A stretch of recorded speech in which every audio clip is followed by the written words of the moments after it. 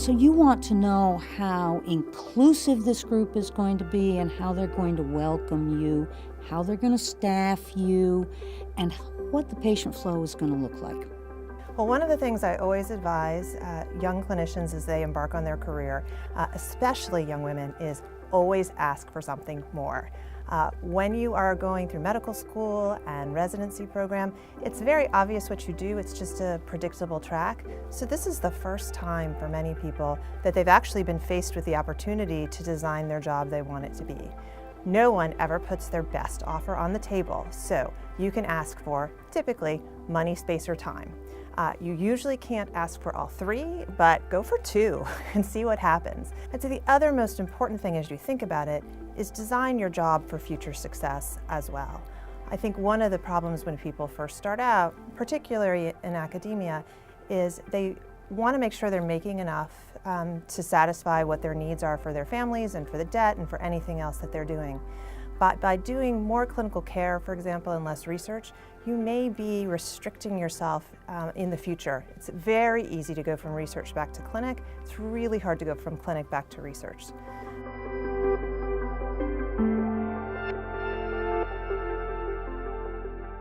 What do I see myself doing, and what's going to keep me here? Do you have a particular area of dermatology that you want to develop? Is there something that you want to research specifically? You know, the first job you pick, you're not solidified for life in that job. I think there's a lot of pressure coming out of residency or fellowship in picking that first job. But it's not a decision forever. You can always find something else if it's not the right one for you. It's my opinion that when someone's looking for a job, they need to really investigate in themselves what they want. And there are intrinsic and extrinsic things that motivate us. And when I am looking to hire someone, I'm looking for somebody intrinsically motivated. So if you ask questions about salary and vacations, that's not the kind of candidate most chairs in an academic environment, even though those are important questions. But that's not the kind of questions most chairs of an academic program are looking for. They're going to want you to ask questions about protected time, which is appropriate, sources of revenue to attend meetings or to purchase journals or pay for your license, whether you can do consulting and whether you get to keep that money or you can put it in a discretionary fund and use it to help pay for research or trips or to meetings or things of that sort. If you're going to have an office where you can actually get some work done that is yours alone, so that because in some departments space is a premium and young faculty have to share the way residents do. So those are all appropriate questions. Access to software for your computer, making sure that you have your own computer for your personal use in your office.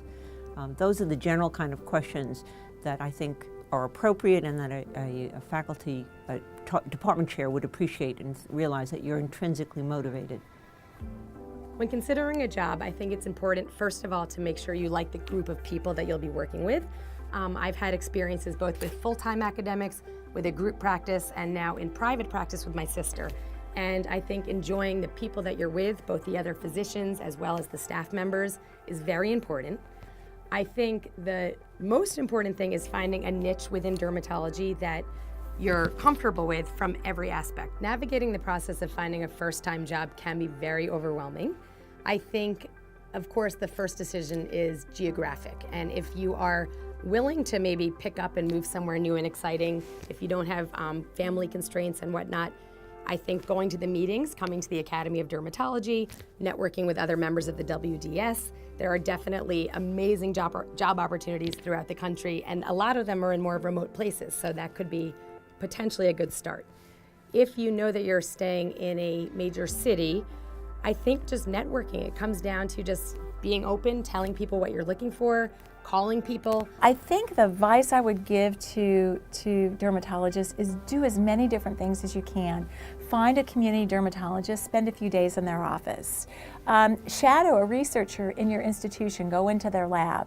Have a research project during your residency. write a few papers, because that gets you outside of just the clinical world. And by experiencing all these different activities, you'll find something that really turns you on. And that's critical. It's also important to be in a resource-rich environment, to have an institution that invests. Here my perspective is as an academic, to have a resource-rich environment in which the institution wishes to invest in the success of their faculty. Many people look at the geographic part of the country that they may want to go to, and I think that ensuring that you and your family are happy and can thrive in a certain environment, I think that's another great thing to consider when looking for where you're going to practice and what kind of practice you're going to have. Prioritize sometimes areas that may not be as good for them in the long run. What I mean by that is that I've seen people that haven't looked for either opportunities that have proper support for them to be successful, or because they're not familiar with the area, they're not familiar with the people, the type of practice they join is not that what they thought it was going to be, or the people maybe weren't as compatible with their style of practice as they thought it to be.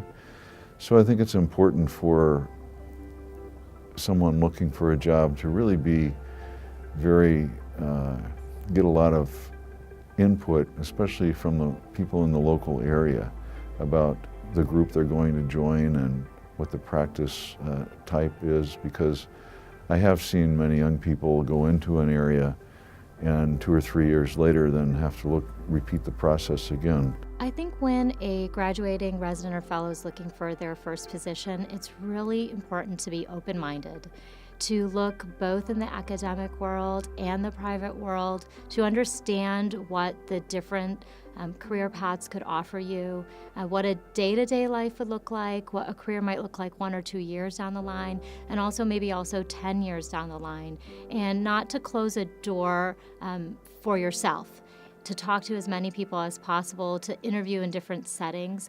It is really important to turn that phase of your mind on, to understand that it's okay to ask questions that maybe previously you wouldn't, about what your day-to-day life would look like, what kinds of responsibilities you have. Ask about what the compensation package will be, and really take kind of authority over that. Look at what your career would be in a few different ways. So not only what maybe things will look like 10 years down the line in terms of will you be a partner, or how would you go down a tenure track, or potentially a clinician educator track, depending on what area you want to go into, but also what things will look like in 2 or 3 years, and then also what it looks like on a day-to-day basis. Because in the end, you're going to be working day-to-day, and that type of functionality is really important as well. And it's wonderful to utilize sources such as the American Academy of Dermatology or Women's Derm Society events that are local or regional, to have an opportunity to meet someone even early on in your second year in your career, when you're just thinking about what the future might be for you. When looking for a job, I think a fundamental aspect that's really important is to just get a feel for what the collegial environment is in the practice setting that you're looking at, because no matter what, it has to be a place you feel happy and comfortable going to every day. And for me, some of the aspects that make a working environment positive include just being treated respectfully, that there's a spirit of teamwork in an office, that there is a respect sometimes for physician autonomy, I think can be important to some people, and that there's just a culture of positivity and people taking care of each other. And as you negotiate, you need to have some courage, because you need to understand, in your world, what is absolutely non-negotiable. What compromises can you make? What will bring you satisfaction? But you can't abandon your core values. Well, I think for a young physician, whether they're deciding to go after industry or academic or into private practice, they need to kind of take an assessment of themselves and say, what is my passion? Is my passion to treat patients? Is my passion to develop product or therapeutic areas that we're assisting in product development? Or is it in academic or private practice, and then focus in that area. And I think that'll kind of lead you along the path. They kind of need to look all around, because it's not intuitive to people. Do they want part-time? Do they want full-time? Do they want a private practice? Do they want an institution? And I think they just need to interview widely, because I think a lot of times it's when you go visit a private office or come to UCLA and interview, you kind of feel the landscape, and it has to just be very, personal for you. And so I think apply widely and check things out.